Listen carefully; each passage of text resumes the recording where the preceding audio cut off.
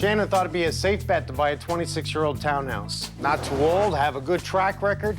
The home inspection appeared to go well, or so she thought, but now she's faced with a lot of problems. I'm gonna make it right.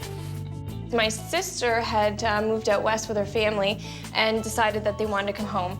She had asked me if I could do her a favor and go look at apartments for her because she was so far away. And I just got an idea. I just said, you know what, why don't I just buy a house and we can kind of all live together and it'll help me pay my mortgage and at the same time you guys will have a nice place to live. So it was just sort of a win-win situation for everybody.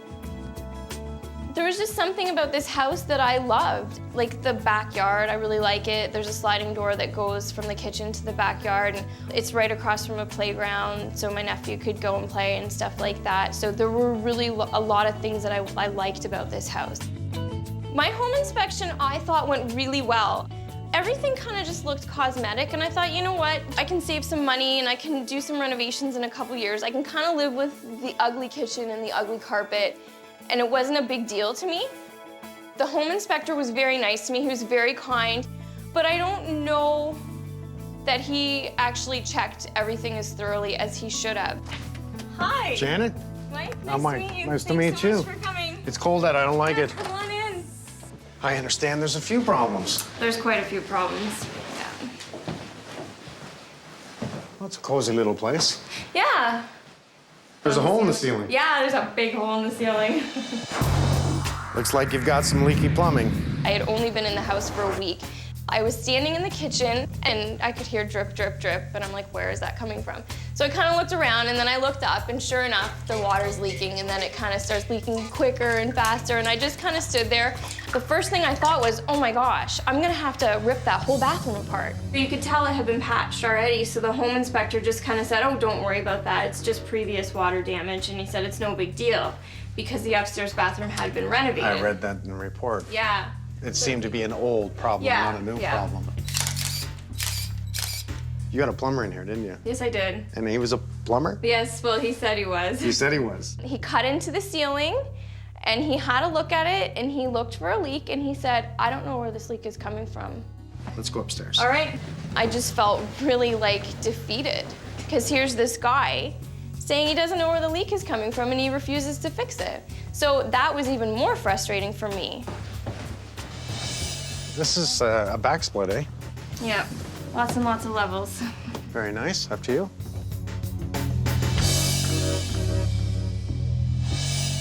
Well, it's looking good. You didn't put this in, right? No. This was a renovation that was done by the previous owner, but I don't know if necessarily they did a very good job. There's three main areas where a bathtub can leak. The drain, the overflow, Okay.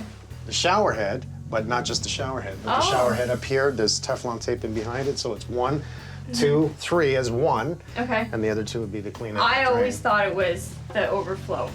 If I have the right tools, I'm actually going to run a snake camera downstairs up through the hole. I want to see him behind the tub, never mind looking at the leaks. Really, the last thing I want to do is pull that tub.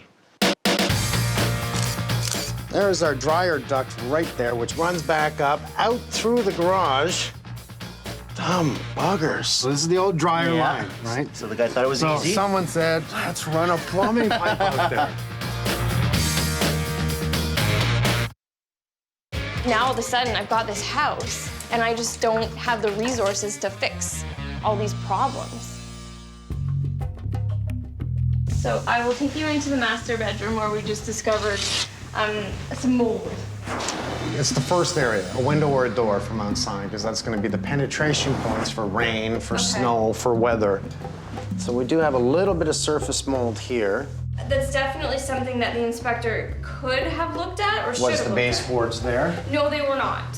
So there was no reason why he couldn't have really noticed that. If you look, it's there. And if an inspector is looking for that, they will find that, absolutely. All right, so here's the infamous basement. Infamous basement, I like that. There's a window behind this wall that has been drywalled I over. read that in the report. Did Yeah. you ask any questions? Well, Did he look actually, further? the home inspector was the one who noticed it first. We were down here and we were just looking around and he said, well, that's weird, there's no window down here. And I said, yeah, that's kind of weird. And he's like, Then we looked up and saw this vent.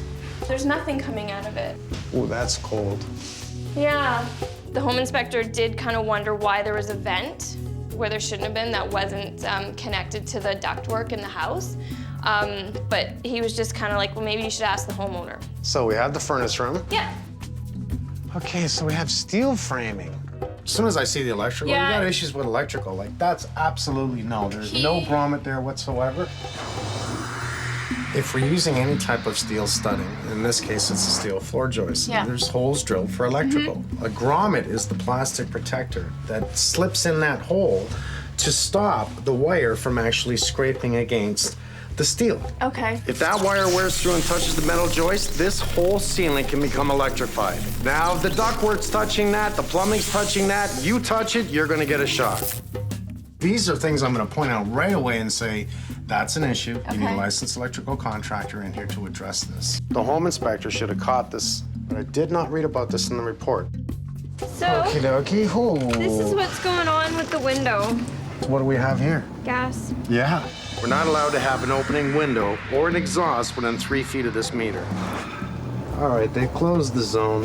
I see a little bit of some type of foam insulation, but the window's open, right? And it's just allowing all that. That's why that wall was so cold. So as far as the window, there's no way that I'll get to open that up then. Nope. The gas. No, I'm not even allowed to because of that gas.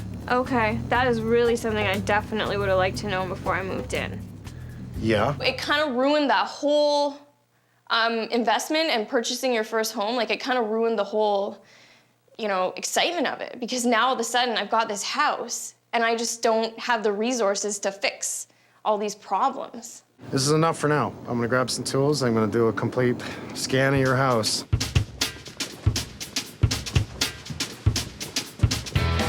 Lots of stairs. We'll take care of our tools. This is a very expensive tool. This is the camera that actually gives me a thermographic reading. I'm gonna have to find out why that's so cold there for an adjoining wall. My guess is that somewhere in the attic insulation is missing and a cold draft is going down that wall, which it shouldn't be doing.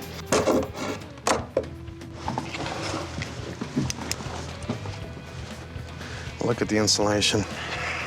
I mean, we see insulation in the wall here. There is no vapor barrier. You see the dirt on the insulation? That dirt shows that we have a lot of air movement in this attic. Wood's fairly dry. Here we have the stack from the furnace. And look at this. That will explain the cold zones that I have down here. No wonder it's warm up here. I don't have no cold breath at all. What is it, minus 15 degrees Celsius outside? That's how much heat loss is up here. So let's talk about R value. R value is a measure of thermal resistance. The higher the R value, the better the insulation. Building code requires an R value of 40 in an attic. I'd love to see 50 or more, but that's me. This insulation here, this is an R12 insulation, this yellow stuff right here. We have an R8 giving us the equivalent to an R20. It's scattered, so we're not even close to an R20. And that's not good enough. The thermographic of the exterior of this house shows all the areas where there is heat loss. As far as I'm concerned, that sucks. I'm going in to fix it. Talk about money going out the window. In this case, money's going out the ceiling, out the roof. All right. I can already feel the cool difference just stepping down into the basement. Now, this is where the window is. And right there, you see that cold spot right there? That's gonna be where the duct line is in that window area. Right at that point, 9.6 degrees Celsius. As I scan around where the window is, we have a temperature change of 3 degrees in the area. And that's understandable, because if you remember, the window on the outside was opened and the ductwork went out at this point, and there was spray foam that was filled that wasn't 100% perfectly filled there. And that's why this area is catching such a much lower temperature to this point. And that's, for 3 degrees at the 2 points, that's a lot of temperature. Celsius, 3 degrees. I looked in this earlier, and I see a crawl space. There's our dryer duct right there, which comes through with a plastic flex hose, which runs back up, out through the garage. Dumb buggers. And then along the front. Like, why do it this way? I'm gonna have to look further into the garage at that point. Now, the home inspector did let Shannon know the dryer duct line should not be running in the garage and going out to the outside wall at this point. The reason for that is because of the car. We're gonna actually pull back the fumes inside. So it is up to the homeowner to listen to that advice and act on dangerous things. This is dangerous. Electrical is dangerous, fumes are dangerous. When it comes down to your health, you know, this should have been addressed.